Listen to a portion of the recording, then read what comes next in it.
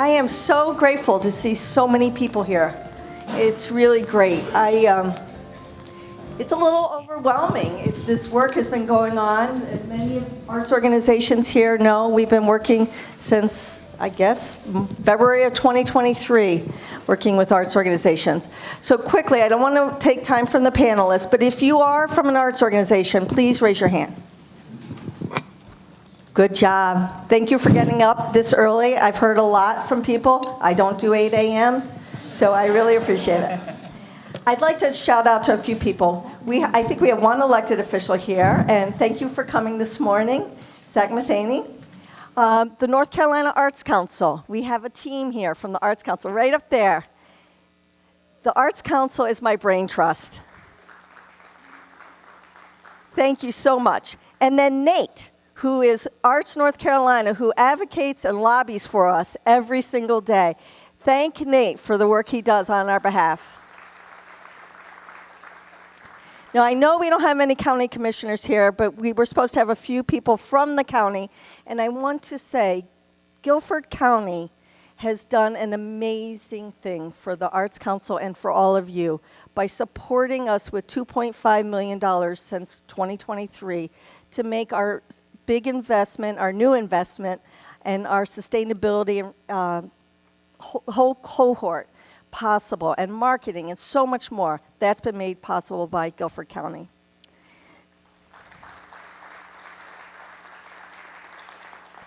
So this conversation could go many different directions. It's a candid conversation.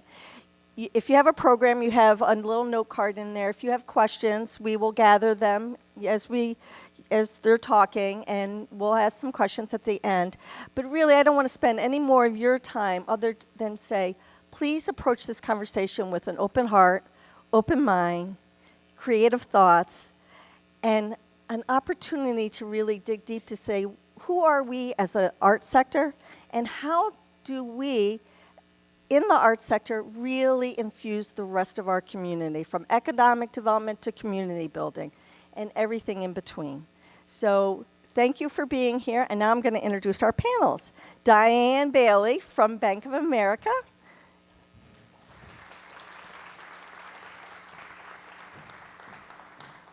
Brent Christensen, President of the Chamber of Commerce. David Holland, he just changed jobs, but he is our creative economies guru. And Larry Bomback, he is a fractional CFO. He owns his own consulting firm, and I've heard he's been very busy lately, so thank you very much. And then most of you know I'm in Canada. He is going to moderate today, keep us on time, on task, and keep things going. Thank you.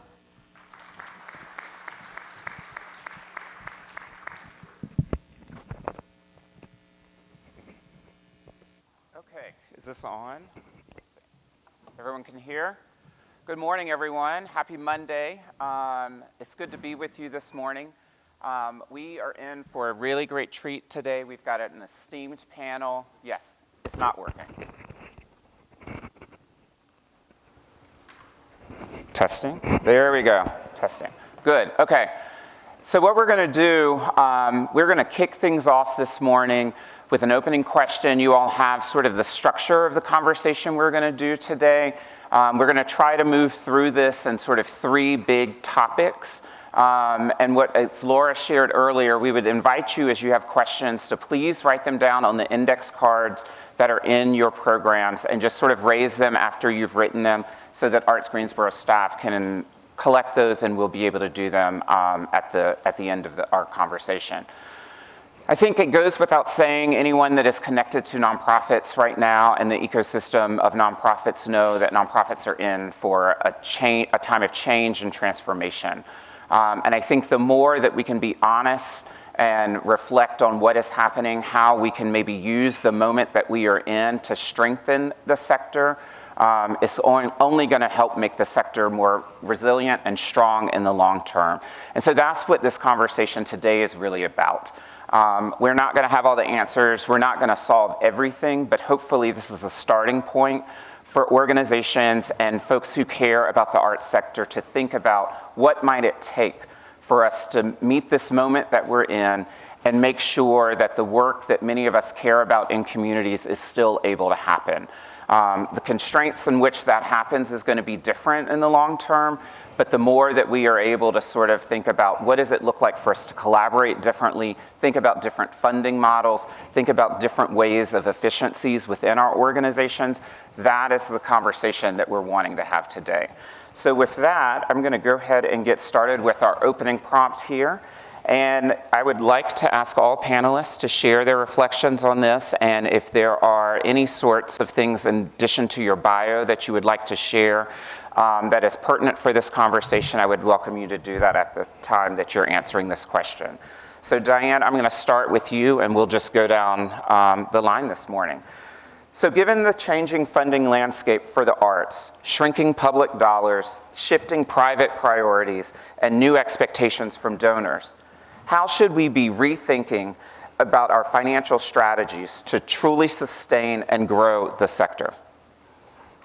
Well, thank you so much, Ivan. And it's a joy to be here today in Greensboro to have this very important conversation. As Ivan indicated, I'm Dianne Bailey. I'm with Bank of America. I'm part of our foundation and endowment investment management team. My specific role is leading a team of philanthropic advisors. So we work with our clients in their grant-making strategy to make it more intentional, more strategic, and more joyful. And what I would remind everyone is that individuals and families are the lifeblood of the philanthropic sector. At Bank of America, we are the #1 corporate funder for the arts globally, and yet funding from corporations overall is 7% of the pie, right? Over 80% of all giving comes from people like us here. And so I do hope to bring today a hopeful message around individual giving and the strength that we project through this giving season and into 2026. Great. All right, a little tied up here. Could you repeat the question, Ivan, for me real quick? I can. So given the changing funding landscape for the arts, shrinking public dollars, shifting private priorities, and new expectations from donors, how should we be rethinking our financial strategies to truly sustain and grow the sector? Yeah, as someone who is, I think, sympathetic to that, right? Because the Chamber is a nonprofit as well. And so we see that change as well. We've seen a lot of our corporate investors change the way we have to report to them. They want to see a return on their investment. And so I think that every nonprofit, whether they be arts, whether they be a community organization, whether they be a chamber of commerce, business organization, that sort of thing, has to start thinking about in the corporate world how they're going to communicate a return on that investment. And in the arts side, and I think we can delve a little bit into this as I thought about the way the arts impacts our community. I think that it's very important for us in terms of community development. My first introduction to the arts scene in Greensboro was my daughter dancing in the Greensboro Ballet. And so there's that community development in it. There is a element of community pride and community attractiveness to the arts, right? So as we attract new businesses, they want to see that there's a blossoming, bustling art scene here in Greensboro and Guilford County as well, and we've been able to show that as well. And then ultimately, an arts organization can and hopefully does bring new money to our community. So we've talked. The first two are kind of how do we build a community within the community. The other is how do we bring additional dollars to our community from outside of Greensboro and Guilford County and impact the economy in that way as well. So again, going back to how do we successfully articulate the return on investment for the arts for some of these corporate funders that are going to be looking for that. Yeah.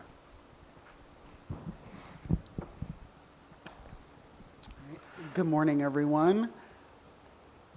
So I am a senior partner in a strategy firm called Scansion, based in San Francisco and Denver. But most recently, I was at an organization called Creative West. We serve 16 states and jurisdictions in the Western United States and are similar to South Arts. Who in the room has heard of South Arts? A number of you. That is your regional arts organization that serves North Carolina. So I think in a moment like this, I'm going to talk about something that was important to Creative West, but actually has been important to every nonprofit that I've worked for, and that's earned revenue. So how many organizations that are represented in this room do you have earned revenue over 10% of your budget? How about over 20% of your budget? More than 50% of your budget? There's still some hands up. So I will say that how many of you have like a subsidiary or attached entity, some other organization that's affiliated with your nonprofit that is the earned revenue source? I don't necessarily see hands there. Maybe at one or two. So all the nonprofits that I've ever worked for have had a social enterprise component. Creative West, where I was most recently in the 90s, and I'm sure people in this room could imagine how seemingly preposterous this was in a board meeting, the organization decided to become a technology developer in the 90s, a nonprofit organization. And that actually was able to grow over time and represent the lion's share of the organization's budget over its history, which has given it tremendous amount of independence, allowed for innovation, allowed for a very interesting organization to be created, and for the organization to fund and invest in things that would be difficult to use public dollars for, or ordinary kind of philanthropic investment to support as well. So it enabled the organization to take a lot of risks, to be bold. Again, I know not every organization is going to become a technology developer, but the other nonprofits I've worked for have done everything from real estate development to offering services for corporate clients, like managing art collections, presenting artistic works in corporate offices, and offering different kinds of consulting services, like having actors train people on how to do better presentations and be more effective and dynamic as leaders. So it's just to say that the nonprofit sector, earned revenue, I know, can be a thing that is often spoken about. Sometimes our colleagues in foundations and other funders talk about you need to have more earned revenue, you need to have more individual giving, and a lot of us kind of are exasperated by that. But I do believe that it is part of the path for the future for the nonprofit sector. And we do live in a market-based economy. And people do value things, including with their dollars, and being able to connect to the public, being able to connect with the business community, being able to connect with people in ways in which they're willing to compensate our organizations for the skills and services and activities we provide is part of the path forward. And that isn't only for our performing arts organizations and our museums and things of that nature that can charge an entry fee or tickets and all of those kind of things, and a restaurant and concessions. I think it's important for us to be creative, to really explore the potential of this, and to build our reserves and our financial infrastructure in a way that our organizations can actually test things, take risks, and actually develop these kinds of opportunities. Good morning, everyone. My name is Larry Bomback, and I'm the founder of a consultancy called Strategic Nonprofit Finance, and our mission is to democratize expert financial leadership to all types of nonprofits, regardless of their size and scope. And I work with about 20 different clients right now in all different verticals, several in arts and culture. And this is just a weird time. We're all feeling weird. And when I speak to my clients about this, the same themes come up over and over again. It was just 5 years ago when we were the first sector that was basically kicked out of the economy with COVID, because we're a sector that gathers people together in small spaces like this. Some of our audiences tend to be in either very young or very old, so those were vulnerable populations. And then we were really kind of the last sector invited back into the economy after we recovered from COVID. And we sort of saw the world as a pre-COVID, post-COVID moment. And as that was happening, as COVID was really starting to rear its ugly head, we also had this tremendous resurgence in pursuit of racial justice. All that happened at the same time, and a number of black and brown-led organizations started to receive funds that were long, long overdue to those organizations. And now we're in this sort of strange place, just like 2 years later, where there's this post-COVID, post-DEI backlash moment, where the rug has almost been pulled out. If you were a black or a brown-led organization and you received a lot of funding, all of a sudden that funding's starting to dry up. And if you were not, and you were just receiving a lot of government largesse because of COVID, whether it was PPP or ERTC or any of these things, that's disappeared. And arts in particular now is really facing a struggle as we see the federal government really shrinking in terms of what they're going to provide to nonprofits, and our big national organizations, National Endowment for the Arts, for example, Kennedy Center, these stalwarts of the cultural sector, they've basically disappeared. So one of the things I fear right now, and why I think this is such a weird moment, is it feels like right now in the nonprofit sector, we're hearing these conversations about what is essential and what is not essential. And the arts are getting pushed further and further away from those essential groups. And this is something that we have to address head on. And the organizations that are going to fail are the ones who are just going to say, oh, we'll go back to the pre-COVID days, or we'll go back to the pre-COVID backlash days at some point. We don't really have that time anymore. The organizations that are going to thrive are the ones that are truly going to embrace a completely new path forward. And I totally echo what David was saying, exploring completely new opportunities. And I hope today we have an opportunity to talk about some of those really unique and innovative things out there. Great. So each of you brings a unique vantage point on how resources flow and through the arts, from philanthropy and finance to policy and economic development. I want to start first with Larry and David and ask you all, as we look ahead, what do you see as the biggest shifts that are shaping the future funding landscape for the arts? And what opportunities or warning signs should we be paying attention to? Yeah, so I think one of the big warning signs you want to pay attention to is how much of your revenue mix is concentrated within either one particular funder or even one funding group. I'm particularly concerned about organizations that receive the majority of their total revenue and certainly the majority of their philanthropic revenue from private foundations. I work with a lot of organizations in Pennsylvania in particular, which has been known as just a wonderful state with very, very strong private foundations in the major cities that have funded cultural organizations. And what I'm hearing from arts organizations is that their grant officers are telling them, please do not count on us in your next 3 to 4 years, because we need to come in as the grantor of last resort when SNAP benefits disappear, for example, and working with food banks. And this is that bifurcation that I'm talking about. And it's really starting to scare organizations. As you know, once you lose that foundation relationship that you've had for 3 or 4 years in a row, it's pretty hard to get that back again. Even if the pendulum swings in a completely different direction 3 or 4 years from now, that's going to be a lot of work to bring that back. So you got to start now in that regard. So that's certainly one thing that's very fearful to me is how concentrated people are. The other area that I'm worried about is when I look at organizations' profit and loss statements. I always ask them to look at both columns, both the unrestricted or operating column, which might right now still show great numbers because you're releasing so many funds from the COVID era that are still flowing through our system.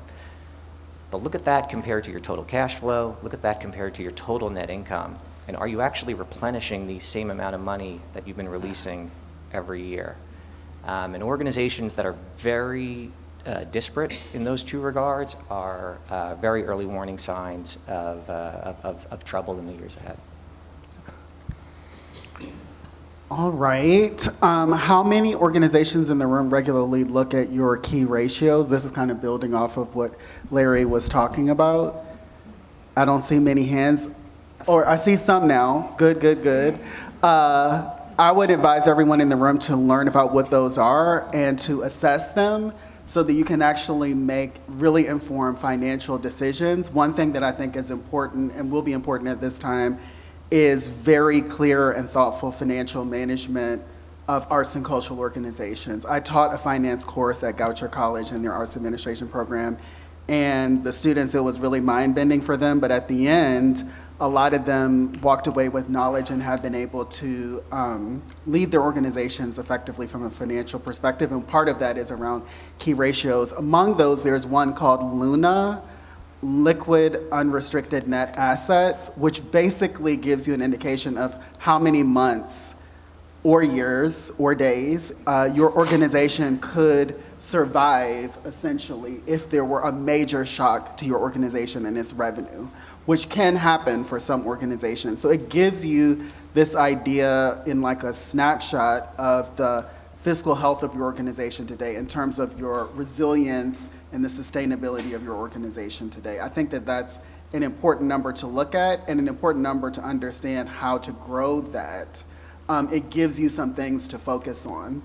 You do want to grow over time that unrestricted column.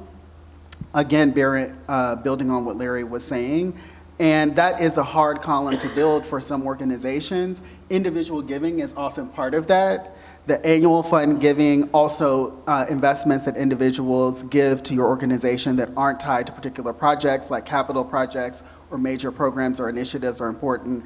I think another thing that sometimes organizations don't look at is across your activities and programs, what do those look like in terms of their revenue and expense? Some of our organizations really enjoy, and I'm not advocating that we should stop doing the things that we enjoy, certain programs and projects, but when you look under the hood and look at how can we actually make this viable and support the organization, is this actually draining a significant proportion of the organization's resources, even though it may be the thing that we want to be most focused on, it may even be the thing that's most meaningful to our communities. How can we make that work from a financial perspective or grow these other parts of our organization that drive revenue, even if those aren't the things that we most enjoy or most love doing every day? I think that the combination of those two things, the overall fiscal health of the organization, and then how individual programs and activities within the organization function from a financial perspective, are really important to making informed financial decisions about the organization's future. Something I mentioned in my last comment, having working capital, which sounds like really grand, but having some funds that are unrestricted, also are not board designated typically, that you can use to test new programs and activities. Sometimes before foundations come in, they want to see some activity already underway, some kind of proof of concept. How do you fund that before you get the grant? Having working capital is something that enables you to do that. In my example with Creative West, that was essential in us creating a technology enterprise. The last comment I'll make probably is foundation funding. Many of our organizations, many nonprofits I've worked in, have used those as regular sources of income or revenue.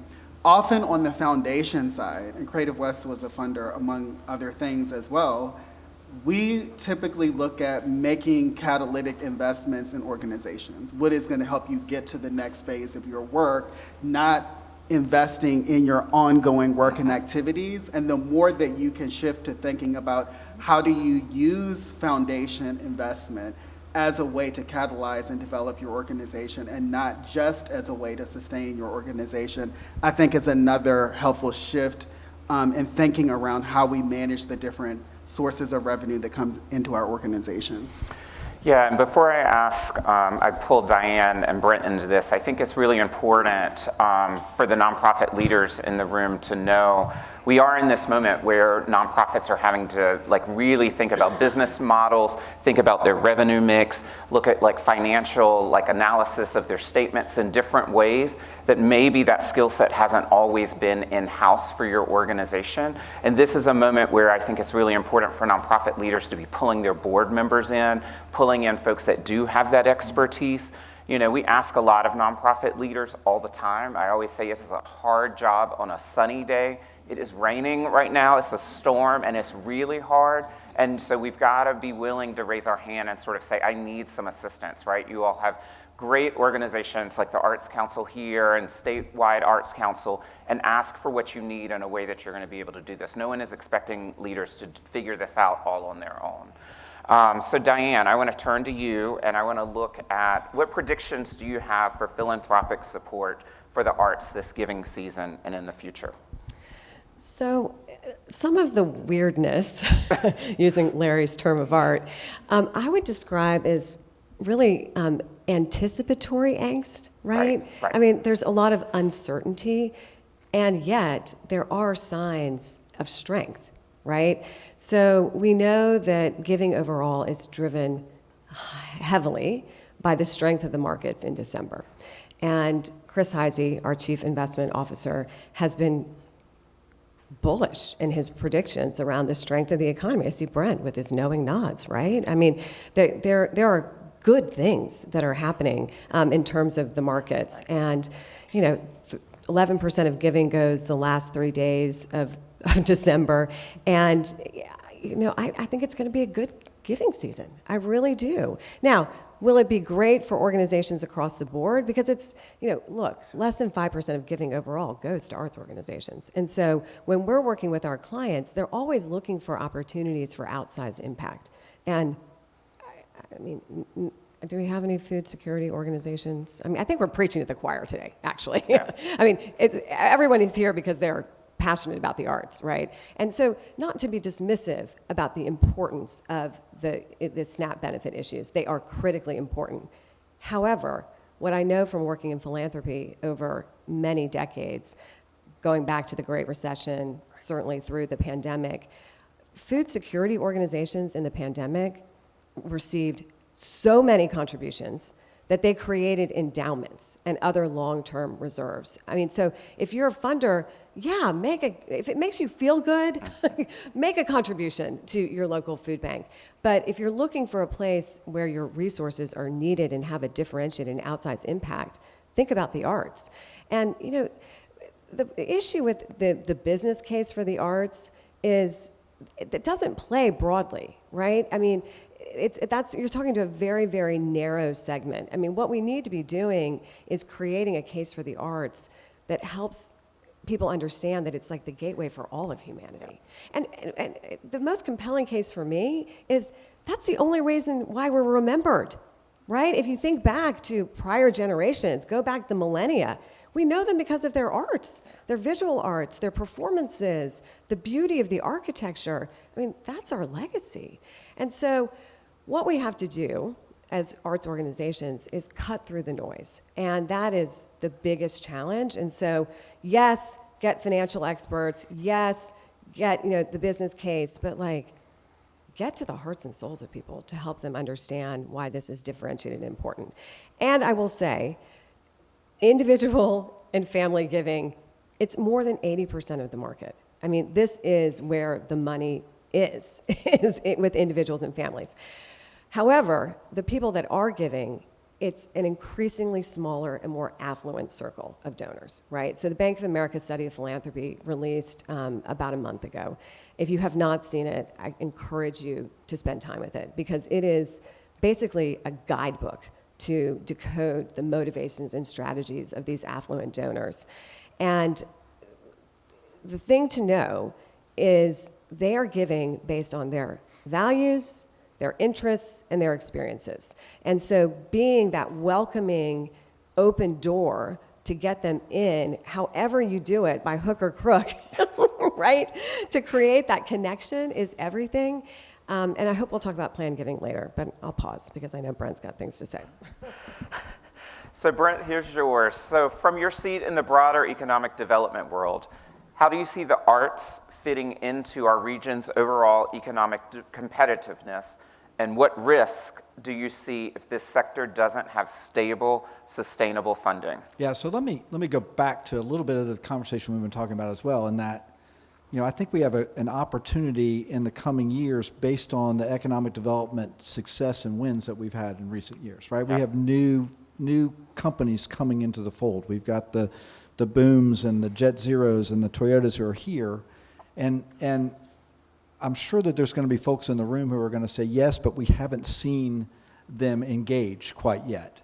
And I see nodding heads, and I don't know that I would disagree with that, but I would also say don't give up on that, because they've got to get started. Right. Right? I mean, Toyota's got to get started building batteries, and we'll celebrate their start of production here this week. And so that'll be a great milestone for them. Jet Zero's got to get started. Boom has got to get started. So don't give up on that. I think that, I'm optimistic that they're going to get engaged in all aspects of the community, including the arts. And so your question was, how does it fit in with economic development? And I think I talked a little bit about it in my first answer, in that at the end of the day, when companies choose to come to a community, they don't come to a community just for their own economic development benefit. They come to a community that is welcoming and that has all of the aspects that they're looking for, including a robust arts culture. There's a reason why the last visit that we had with Toyota in the middle of COVID, we put them on the stage at the Tanger Performing Arts Center and had them have dinner there, right? We wanted to leave them with this lasting impression of, this is who we are as a community, right? I mean, we built this facility for the arts, and this is what speaks to us and our soul. And so there's a significant role for the arts to play in economic development, have played in economic development, and I hope will continue to play in economic development. Great. So I want to shift gears a little bit and move into like a conversation around the new hybrid funding models. And so we're hearing a lot of buzz about new and hybrid funding approaches, everything from collective giving and shared services to impact investing or earned revenue models. From where you sit, what kinds of innovation or non-traditional models feel the most promising? And Larry, you've already spoke a little bit about this, but what does it take to actually make them work in the arts sector? So I'll start here with you, Larry. Yeah, so this is a topic that's very near and dear to my heart, because I do believe that arts organizations need to start embracing ideas that actually come from the for-profit sector and best practices from the for-profit sector. So one example that I think is quite exciting, I'm working with a theater company that has developed a new show, and traditionally, if they were going to develop a new show, they would just raise philanthropic dollars for it, put it on. Maybe there'll be some enhancement revenue that they would get from someone who wants to be involved in it, and maybe it'll tour and things like that, and they'll get some royalties. But what they did instead this time is they decided to do an equity crowdfunding raise, which is different than a traditional crowdfunding raise, which sometimes there's crowdfunding that we deal with donations, where you do a big online crowdfunding campaign. Sometimes there's crowdfunding campaigns around Kickstarter or GoFundMe, which is really just giving money out of the goodness of your heart. But an equity crowdfunding raise is actually completely different, and you're actually making an investment as if you were buying a share in the stock of a company in the same way. And in this particular case, the theater company developed a show that they believe could be a huge Broadway hit, and it's already toured several times in different regions. They already have their off-Broadway production lined up, and they are now selling shares in this production to their 75,000 person email list. And they're encouraged by this because these are ticket buyers, people who wouldn't have normally given individual donations to the theater company. And they are offering the first raise is $100,000, and people can come in and give as little as $100, and they get a share in this production.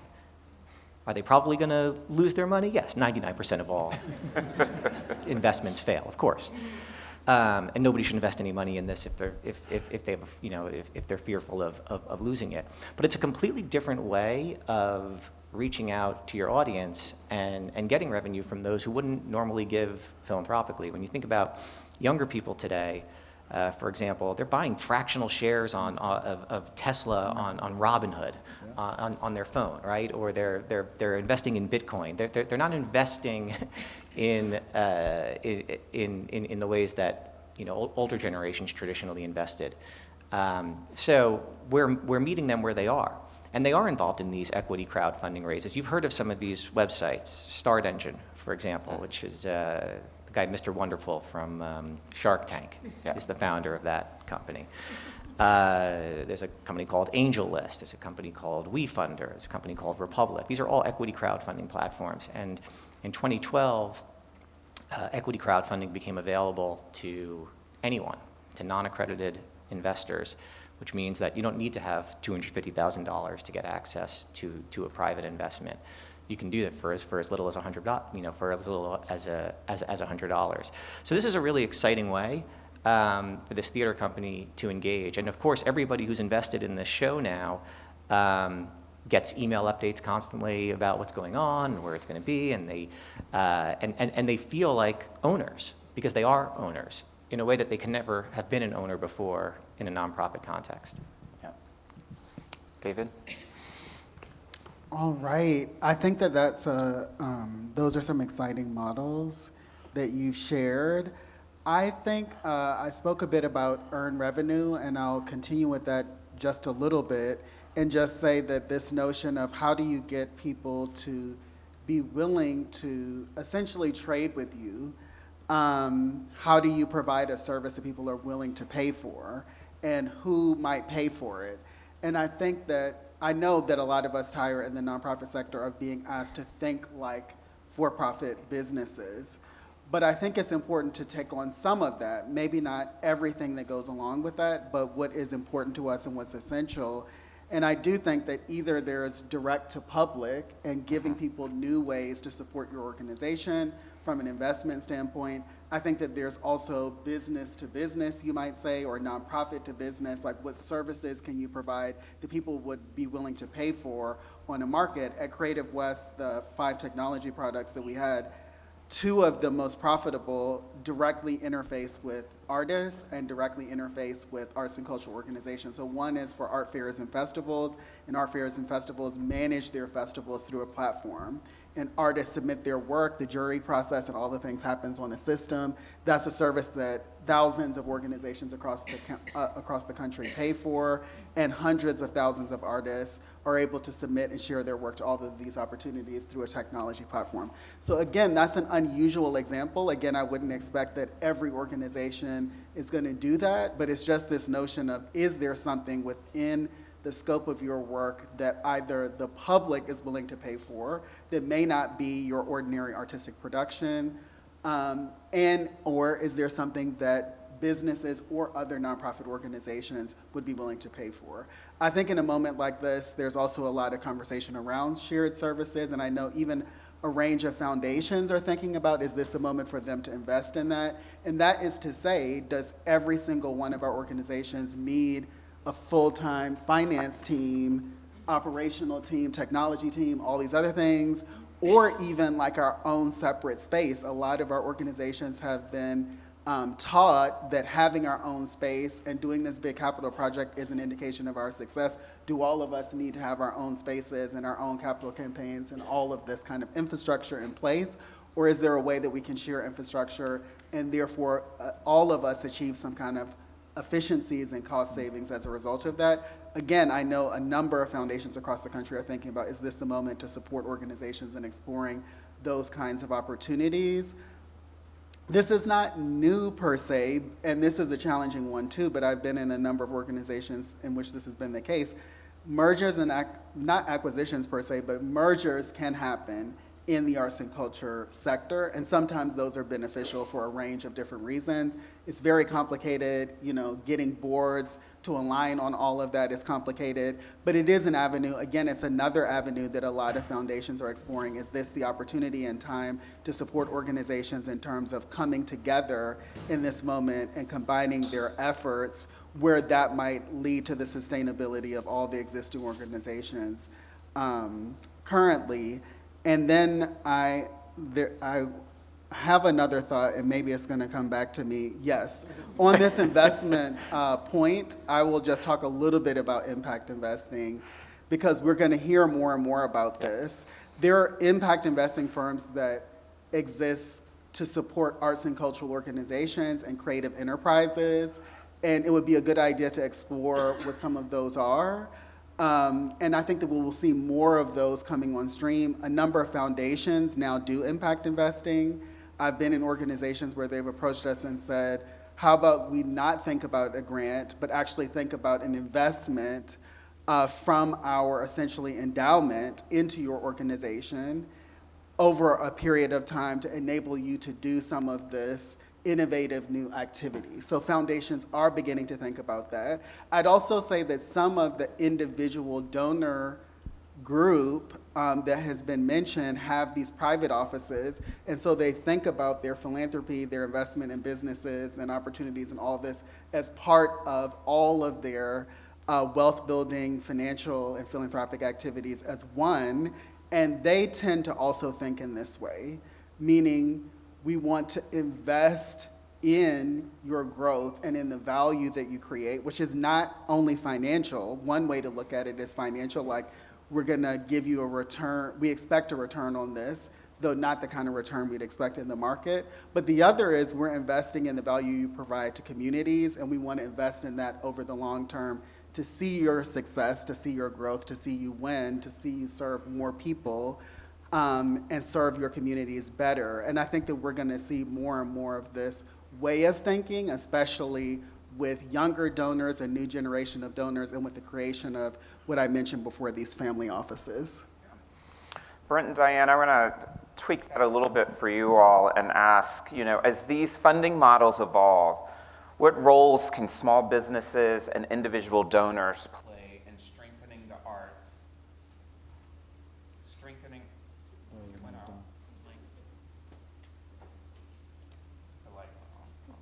So let me jump in and rescue you for just a second while you get ready for that, because I want to talk a little bit about what was said, and what keeps revolving in my mind is more collaboration, right? So I got here 10 years ago. We had an economic development organization process that was broken because we weren't collaborating.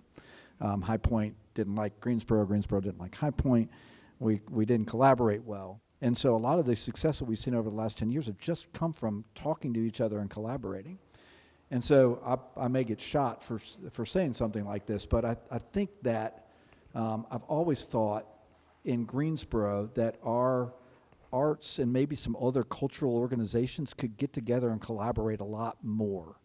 And what I'm thinking is there a way for us to sell a super membership to all sorts of different things, to Green Hill, to the Children's Museum, to the Science Center? Is there some way that you can get, this big ticket membership to all of them, so that instead of everybody having to sell their own membership, they all sell collaboratively? You get an opportunity to introduce people to probably more people than you would have originally. Can I jump in on this? Yeah. I don't know if this is on either, but I'll just speak very loudly. I used to sing. It's on. It's on. Okay, great. Yeah. Yeah, this is a great idea. There's a performing arts center that I'm working with that has created what they've called the All You Can Art Pass, which I love as the name. Yeah. By the way, All You Can Art. And it's this exact idea. And it's basically, again, it's meeting current consumer behavior, which is, I'm not going to book something 20 months in advance of when this show is going to happen. I'm going to make that decision within a couple of days in advance. So they put a cutoff, and they put a cutoff date. In their particular case, it's like 72 hours. And if you bought one of these annual memberships, the All You Can Art Pass, you can have a free ticket. Because you've already paid for the full year, and it's done through the sort of Netflix model, or the SaaS model, just a monthly subscription fee. Each ticket is a little over $100 annually, and you just pay kind of $10 a month. And then, a family of four may be paying $40 a month. They want to go see a show. Or anything at this center. It could be a concert. It could be a speaker series. Whatever it is happening, there's always available seats, and they will give. You can reserve those tickets 72 hours in advance. After that, you can still show up day of if there's something, but it's not a guaranteed seat.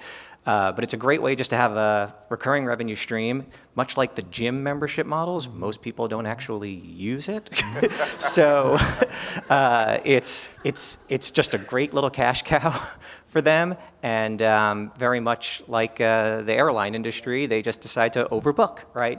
They can sell an unlimited number of these because they've frozen in time where it is.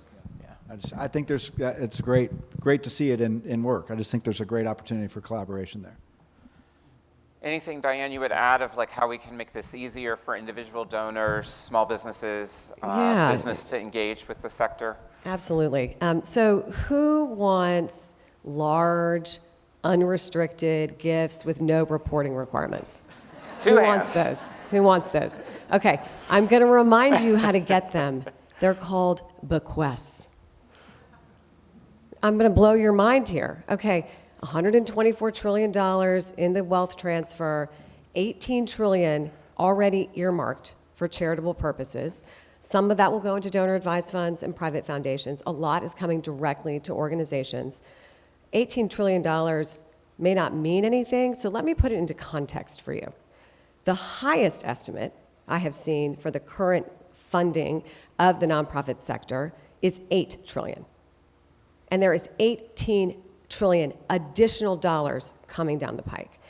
And planned giving does not have to be complicated. If you just focus on bequests, almost always they come with no restrictions. They're substantially larger than lifetime, even major gifts. And it's an imperative. You've got to lean into this. Don't make it too hard. Don't bog down your planned giving initiative waiting to understand split interest trusts, right? Any lawyers in the room? I'm a recovering lawyer, God bless, it's the heavenly. But don't try to understand the difference between flip-cruts and nim-cruts. Just don't do that, because you've got accounting, tax, and legal professionals to do that with individual donors. Focus on bequests and focus on retirement accounts, right? Do you have an aging patron list? Are your donors aging? Yes, they all are. When you're 70 and a half, which many of your core constituents and stakeholders are, they can start making their minimum distributions from their retirement accounts straight to you as a qualified charitable distribution. Educate them on this. What we know from the Bank of America study of philanthropy is that only 4% of affluent Americans claim they're experts in philanthropy. 4%. Everybody else says they're either a novice or has some knowledge. So make them experts. Experts give 6 times more than novices do.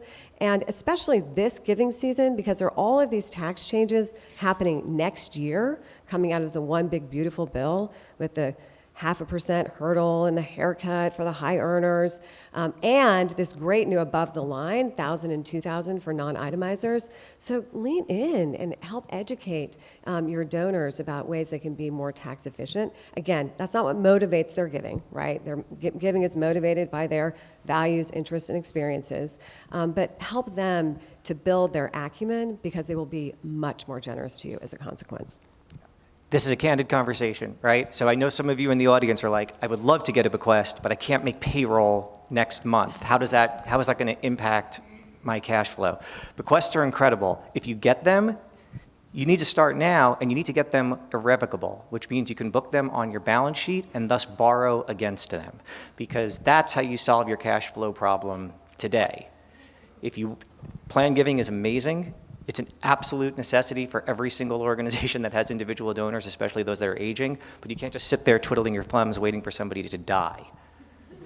You need to be able to borrow against what is going to be a future asset to you today, and you do that by making sure that the donors sign on the dotted line and make those bequests irrevocable so that you can actually finance against them. Just wanted to add that piece.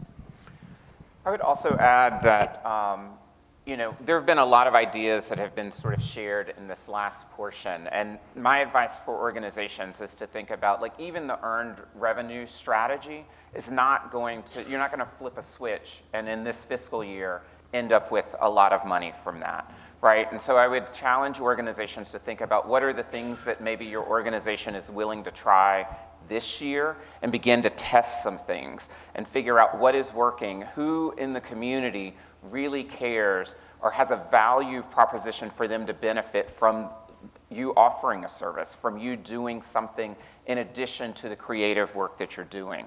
And I know that's a hard shift for a lot of organizations to think about, but I think we're in this moment that we've got to be willing to try some different things. We've got to experiment. And honestly, we're going to probably fail on some things, right? But we've got to do that in ways that we can learn something from. So from my vantage point, I think that is what folks should be taking from this, is that we do have to be thinking about the funding and the way in which revenue comes into our organizations vastly different. And so that leads me into sort of our last big conversation before we open this up for questions. So if you all have had questions, now would be a good time. Write them down, put them up in the air, and Laura and team will come around and collect those. But I want to think about, like, as we think about the economic impact of the arts, how can we design funding approaches that better engage the communities, including local businesses and emerging donors, in sustaining and investing in creativity? Who wants to start us off here? Larry, I always feel like we start with you. And I'm happy to start. So one thing we haven't talked about today, but it's sort of an elephant in the room, is artificial intelligence and the impact of this on the creative sector. It's remarkable when you go on YouTube and you see what new artists are creating using AI. I've been very encouraged by a different theater company that I'm working with that instead of just saying, oh, that's it, we're never going to be able to do anything again in the future, they said, well, what can we do that's completely different than what AI can do? What do we still have that AI may never be able to replicate? And for them, that's the process of creating art. And they're going to do something very exciting in 2 seasons from now. So they're going to do an iconic play, Shakespeare, Romeo and Juliet, right? They know it's going to do, they know it's going to sell well. It always does. It's a recognizable name. That's the only show they're going to do as part of their subscription series. And instead, so they normally have 5 shows, they've named the season The Process.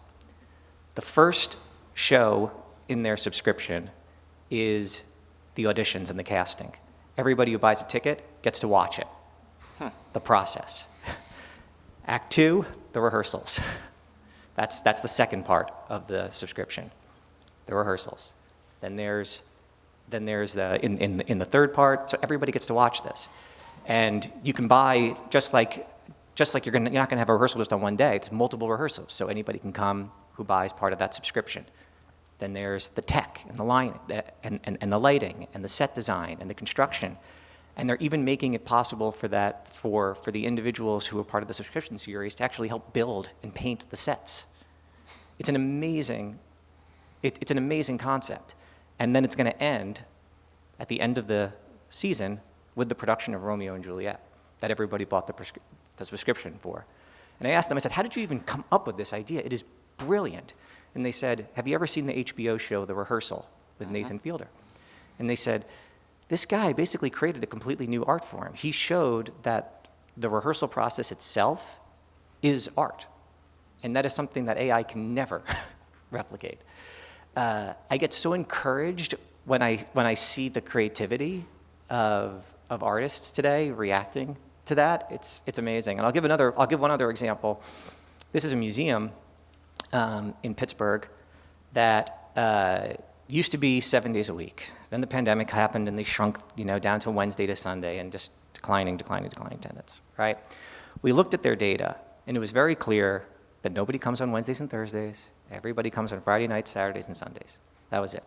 The board did not want to shrink down to Friday, Saturday, Sunday because they were concerned that it was going to have a big reputational hit and it was going to look like they were failing even further.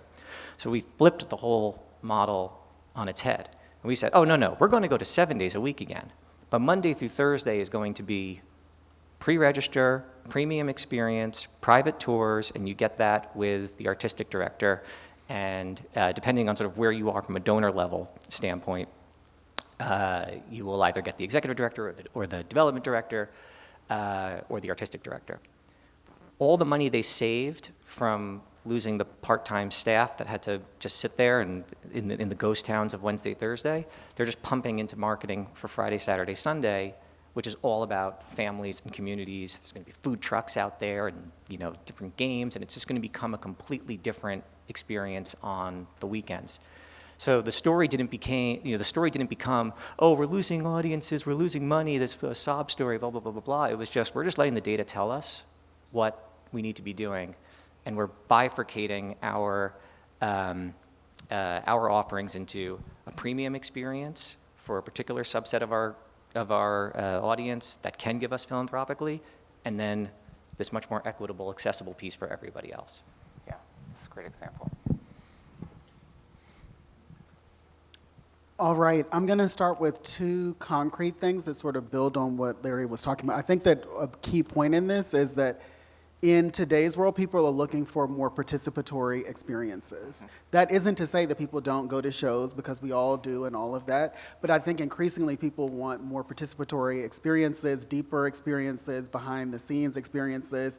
The folks that consume arts and culture, especially on a regular basis, want to see more and interesting things, and they're interested in process, they're interested in the artist, they're interested in all of these things. I'm on the board of an organization called the Clifford Still Museum in Denver, which is focused on a single artist and has all these restrictions, so the museum has had to be innovative in their approach. And one of the things that they've done is establish a program called Art Crawl that's about getting families with young children into the museum and exposing them to contemporary art, modern art, for like the first time at a really young age. And it's not just like a daycare program, it's like a proper artistic program that involves the family. And we recently had an evaluation of it. Other museums across the country are approaching the museum to license this activity and to have their institutions do something similar. But again, it's a way to bring people into it, both to build audiences for the future, like their parents are starting at the youngest possible age, and those parents' engagement in the museum. The museum also does like meditation in the galleries, music events, and all of these other kinds of things. So people want these immersive experiences, deeper experiences, participatory experiences where they can meet people, where they can bring their families, where sort of the institutional walls come down and they have a much more accessible experience of these cultural assets that are part of our community. So I think that that's a big thing, this participatory notion. On the funding side, because I have been on that side of the seat as well, I think there are some things that funders are beginning to think about in some cases. One is that we don't just need to be funding nonprofit organizations. So I think in the sector also a lot of younger people in arts and culture and artists are setting up small businesses, setting up their LLCs, this and that and the other. The funding community is more open than it was in the past to investing in those forms of organizing activities in the artistic community. Not everything needs to become a nonprofit organization that needs to exist forever. Some things are projects, some things can be attached to a nonprofit for some time. So nonprofits are also doing not just fiscal sponsorship, but housing and incubating different projects for different periods of time. I'm involved in a number of things like that. That's another pathway forward. Like, how can your organization support newer, younger people, artists, to do different projects and work, where it doesn't necessarily mean that a whole new nonprofit needs to be set up that, again, needs to last forever. We don't necessarily have to do things in that way, and the funding community is more open to exploring those kinds of opportunities in this environment. Another thing I see, not everywhere, but some parts of the funding community begin to do, is actually fund arts and culture intersection with other meaningful activities in our society so people can see the value and impact. What I mean is, people talk about arts and health, arts and well-being, arts and social justice, all of these things, and there are funders across the country that are beginning to invest more heavily in that type of work to show the broader community, our society as a whole, the different ways that arts and culture benefit our lives, not just from the artistic production and experience in and of itself, which has tremendous value, as has been beautifully articulated, but also it does, improve our aging process. It keeps our brains healthier, it keeps us more socially engaged and active, and a whole range of other things that we know about in terms of learning and the impact that it has on all young people's learning, regardless of the subjects that they end up focusing on in arts and cultural education, not only in school, but through a range of experiences, improves people's learning capabilities and potential into the future. So I think that that's another thing that we see happening, and I think will be an important trend for us to lean into, is what are our connections to other parts of our community and society, and how can we demonstrate our impact and value through investing in those kinds of initiatives. Brent, Dianne. So I would say, and I love hearing about the embracing of technology. I would say, rather than being fearful of AI, lean into AI. I think that there's opportunities for these technological advances to really draw in a new audience. I mean, David put it very well. I think they want participatory experiences. Some of us raised kids that were born almost with these phones in their hands and were gamers for a long time, and so they're used to that interface. So then rather than standing in front of a painting and just kind of looking at it, is there a way for them to interface with it technologically? And there's opportunities for investment from the business community in those sort of technological advances. If you can show that you're drawing in a new audience and you're helping grow the arts sector through that, I think you'll find some investment as well. But I would say, kind of finally, don't run away from technology, run to technology. So Larry, I hope that your client that's doing the rehearsal will include the cast party as like a bonus at the end. That's That a premium is what price. I want. Sign me up. I'd pay double for the cast party, for sure. So the main funding stream that we haven't talked about today, which is the huge one, is the trillions of dollars from the public sector. I do appreciate that here in Greensboro you do have an outsized commitment and really to be celebrated. Lean into that. I mean, love your elected officials like you love your donors, because the $600 billion that comes from the philanthropic sector is dwarfed by the trillions that come from the governmental sector. So really know how you're set apart in that way. So it's really, really great. The other thing that we haven't talked about today really explicitly that is so important is board leadership. It's sort of been in the kind of lurking around the strategic conversations. We've heard sentiment around the board can be an impediment as much as they can be an accelerant. And I would give you some coaching around your boards and how they need to be involved in fundraising. For the longest time in the cultural sector, we've had this very rigid give or get approach to fundraising by the board to the organization. And I would say throw that away. Look to a personally meaningful gift from every one of your board members. If you have some set requirement, you are going to be drifting down to the lowest common denominator, and even then you'll exclude people that you want, particularly young people. If you don't populate your board with millennials and Gen Z, you're missing it, again, because of their different approach to how they consume the arts and being able to see around all the corners around digital and other innovation. And also making sure you're really activating your board in leveraging their personal networks around effective fundraising.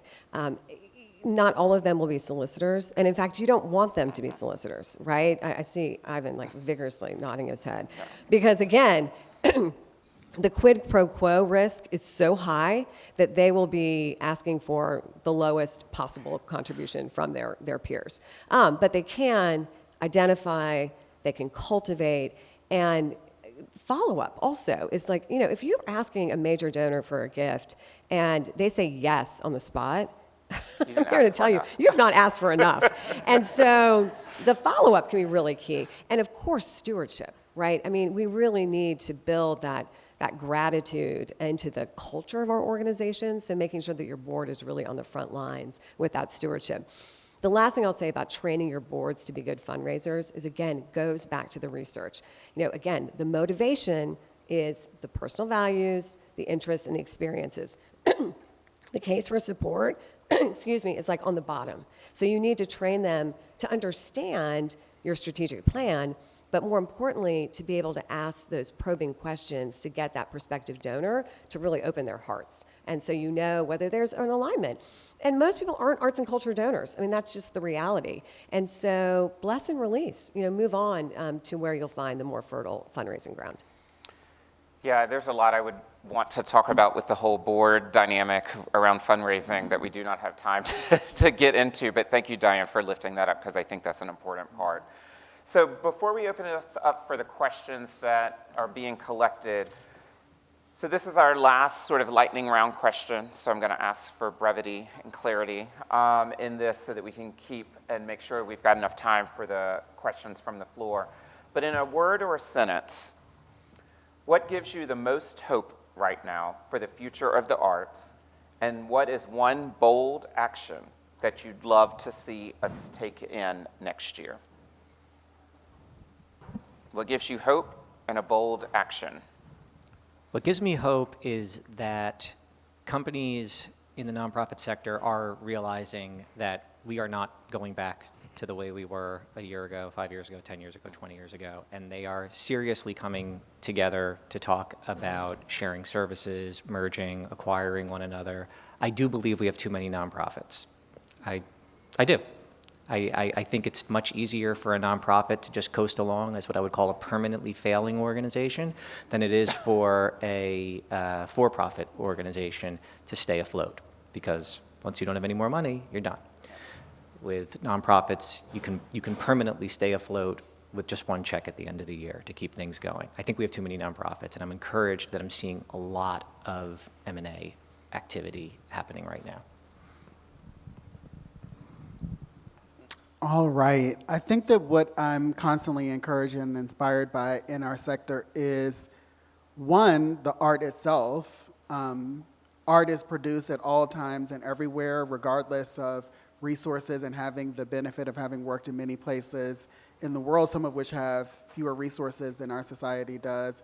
Arts and culture is everywhere and is produced and will be produced at all times, is part of our shared humanity, and that continues. And so all the new work that's being created, using technology, not using technology, and all the rest of it, these immersive experiences that are being created, you can use your phone and interact with artistic works in a museum and see something completely different than what you see on the wall through accessing something on your mobile phone. All of those things exist.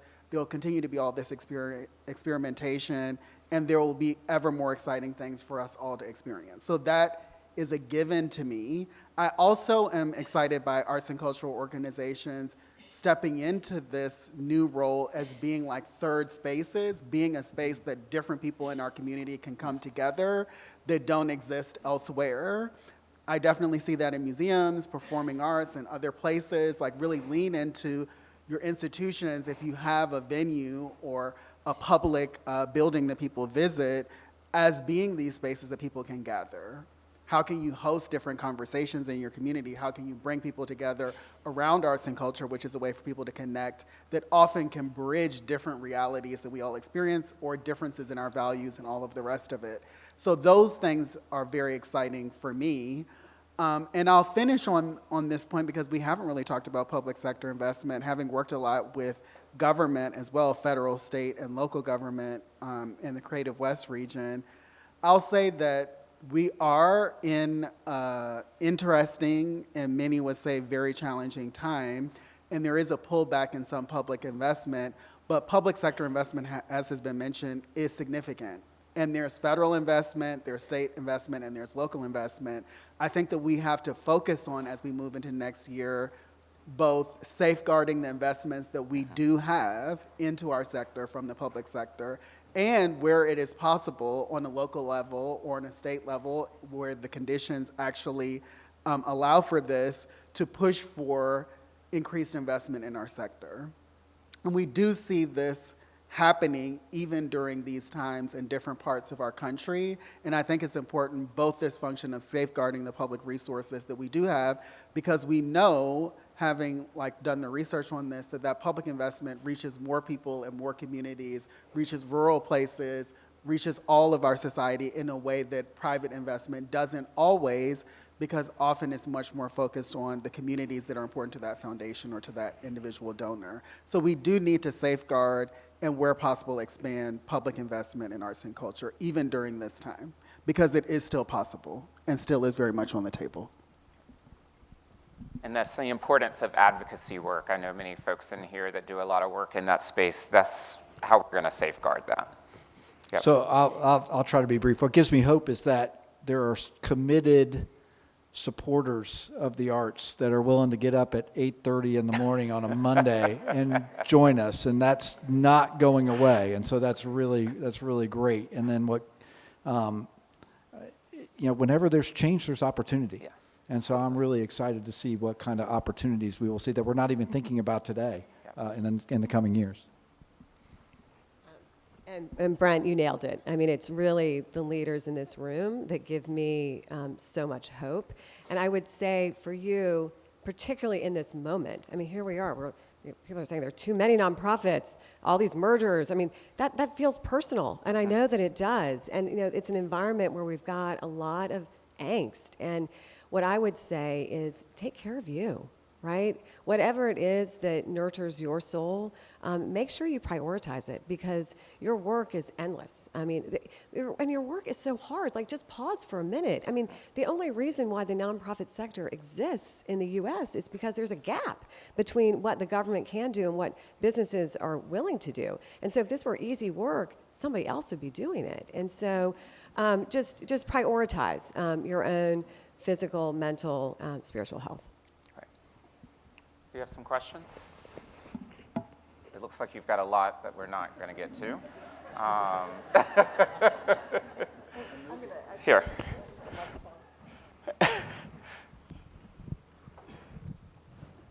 This may be a little switch than what we were planning, because partly I can't read all of them. The writing, I'm sorry, we didn't give you a hard surface to write on. But they're grouped in certain ways. One is social enterprises and individual artists who want to serve the community in meaningful ways that don't necessarily want to be a nonprofit. And so how do we incentivize and enhance the social enterprise zone? That's question one. The other question is talking about bequests and giving, and then irrevocable trust and borrowing against it. Are you risking your future by borrowing against a bequest? And the planned giving aspect, how to be more astute about that. And then the third area really is about, if we believe in the arts as an important sector in our community, are we truly investing in it? Prepared food tax has been talked about. Tanger has an outsized commitment in the community, and is that depleting the resources available to the rest of the arts community? And then the last question is really, how do we do a better job collaborating to ensure a really strong sector for all? So artists, investment in the community, bequest, and just end it with Collaboration. Collaboration. Right. Good job. I'll jump in on the bequest issue. With planned giving, don't overcomplicate it. I said that earlier, but I want to reinforce that. Bequests, it's not a hard conversation about having a bequest. I talked about QCDs using these retirement accounts for lifetime giving, but they're also a wonderful testamentary gift. You don't even have to go to a lawyer. You probably have to have a document notarized with your spouse signing off on it.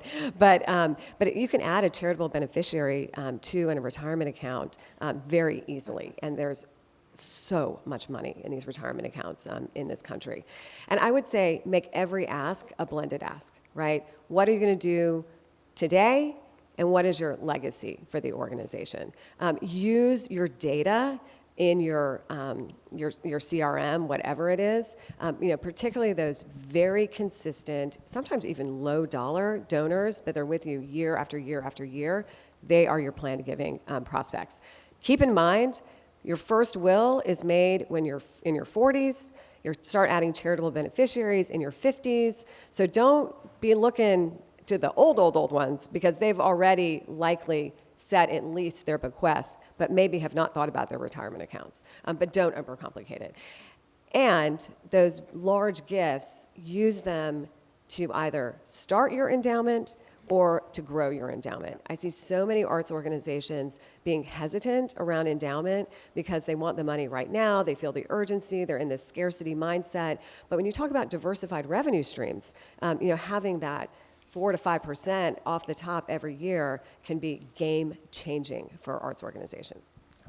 Yeah, I agree with Dianne around making those comprehensive asks. One way I've seen this done successfully is if you're going to be asking someone for a planned gift and maybe they're only 60, 70 years old, but they have a lot more to live, and let's say it's $1 million planned gift. As part of that gift, you can put in your gift acceptance policy that you would only accept that type of gift if they will give you, until that point in time, the equivalent distribution as if it were an endowment.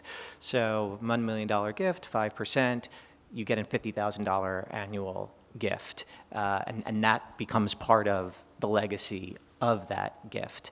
As it relates to the risk management part of this, if it's irrevocable, it cannot be revoked. That's what that means. Now, of course, a donor can change their will, but you will have to reaffirm that every year when you do your audit. And a bank is not going to lend you money against something that's revocable. So the risk is much lower than you may think it is, as long as it's irrevocable, but you will have to continually confirm that with the donor every year as part of your audit. The other thing about the social enterprise, I think we're going to jump to that one.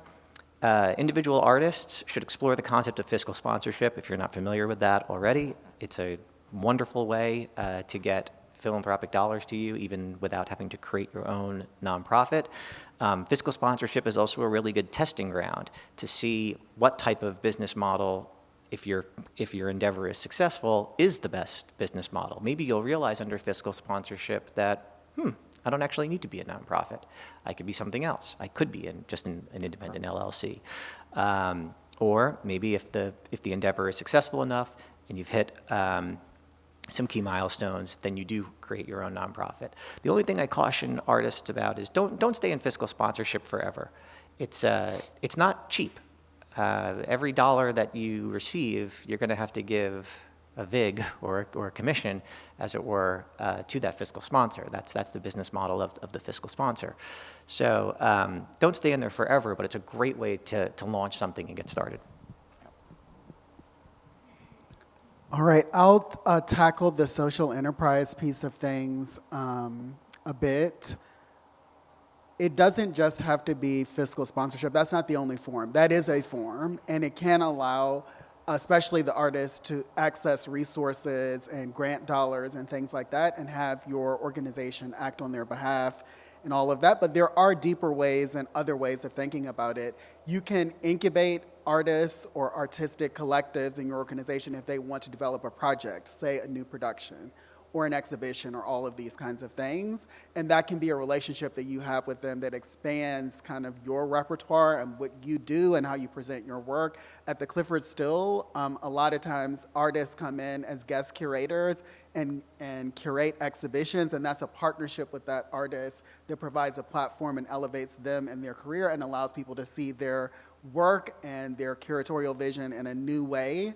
And sometimes not only from their individual work, but how they think about another artist's work and how they relate to it. So those are other ways, I think, this incubating projects, working with artists to provide services for your organization, to again, like bring in new and fresh ideas and perspectives and expand your repertoire. Sometimes expand your audience as well, because those artists have their own audiences that may be different from yours. So if you want to reach particular communities, that can be a way of doing that by providing a platform to artists that you want to work with. I think another thing is artists can think about creating companies, creating LLCs, creating collectives, co-ops, all of these things. We see all of that happening around the country, and that can have some success. I think artists are finding that working collaboratively can sometimes be better than just trying to pursue your creative practice independently.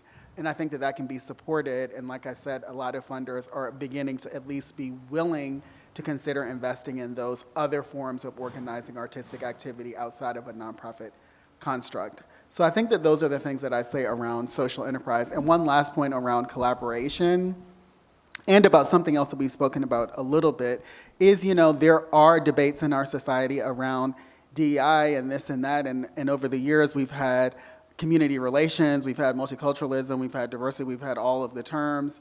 But how can we practically move some of those things forward and in an environment that is challenging in terms of how we talk about it and how we think about it and express it? I'll talk about a very particular example. I was on the board of the Black History Museum and Cultural Center of Virginia during a major campaign process, and we were opening a new building and we were doing all of these things.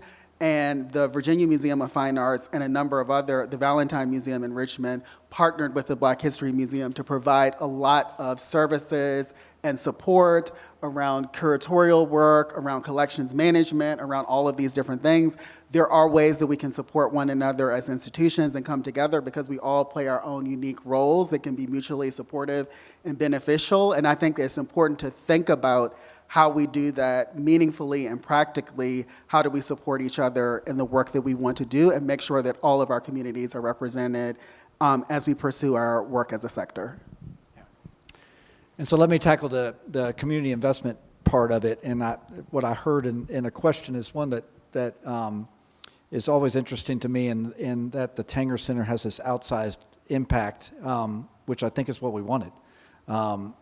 We built this center that's, by all accounts, been an incredible success and has brought additional economic resources to our community, to our downtown. But what it's also shown is that we can get behind a cultural and artistic endeavor and make it happen. And so there's a great example that we hopefully could do again and in a repeated way. I would caution against there being a silver bullet approach and people saying that this prepared food tax is going to solve every problem. First of all, we have to get the legislature's permission to put it on the ballot, and that is no inconsequential task. That is something that is going to take an awful lot of time and effort, and there will be a lot of community conversation about what would be funded by that tax. So let's not consider that a silver bullet. Yes, I would say keep thinking about those types of opportunities, but understand we as a community are going to have to continue to get together and fund the arts going forward in substantial ways and in new creative ways as well. So we've reached the end of our time together this morning, but before I thank the panelists, I do just want to say I think today, I hope for many folks, is the start of being in community to sort of wrestle with what does a future look like. Collaboration is not easy. It takes time, it takes intentionality. But we know that in this moment, that is what we are all being asked to do. And so I think the more that there's opportunities that leaders are able to come together, begin to build some trust and relationships, that's where the possibility can begin to happen for folks to think about, well, we have this thing, and what if we partnered in this way?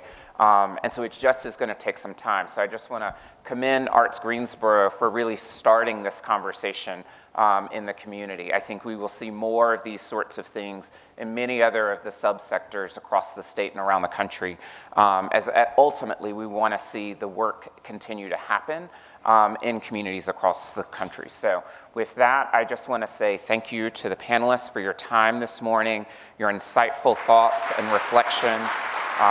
You've given us all a lot to think about, so thank you. Laura?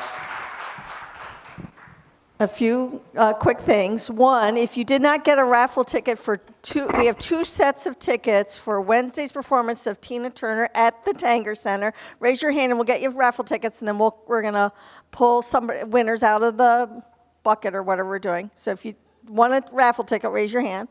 Second, thank you, Ivan. We at the Arts Council of Greater Greensboro are very grateful to have you here. And the panelists, oh my gosh, I'm so grateful to you. Poor Larry was delayed because of the government shutdown yesterday, but he got here in time, and he's here today. And David and Brent, Brent said originally, I don't know what I'm going to add here, but you added a lot. And then Dianne, thank you for your wisdom. I'd like to thank my team who's been here doing this, particularly Deb. Jana Barrett has helped us plan this event, and then Catherine Mooring, who's been our lead consultant in the New Creative Investment. So again, I just want to thank everybody. If you're in an arts organization, you may be participating this Wednesday, where we're going to carry on a conversation. We don't have we don't have a magic wand. We don't have what absolute ingredient should be in the soup. Only you do. And we're going to make something fabulous together because you are already making something fabulous. And we're just going to strengthen everything we do because what's our option? We need a stronger arts community that can withstand ups and downs. This time will pass, and there'll be good times and bad times to follow, but we can do it when we do it together. So thank you for focusing us, thank you for leading us, and thank you for being here today.